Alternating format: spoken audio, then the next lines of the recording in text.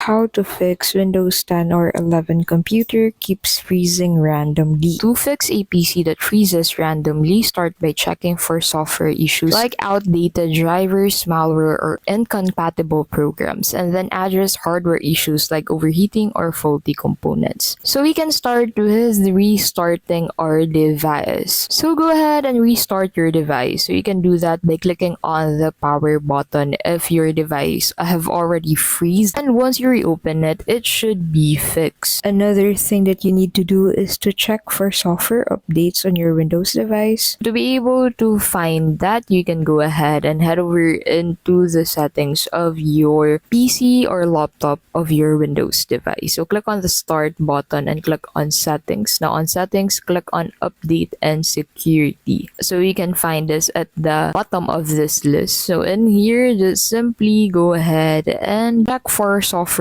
conflicts. Certain software can cause random freezes. Users have reported issues with programs like PC, Cronus, True Image, Private Firewall, McAfee, and Office Hub app. The issue can also be due to the Windows update that you have not installed into your device. So to be able to do that, you can simply update your Windows device as soon as possible, or check for updates if your device is already up to date. And that's it. If this video was helpful, please don't forget to give this video a like, subscribe to the channel, and hit that notification bell to keep updated with our latest videos. Thanks for watching, and we'll see you in the next one.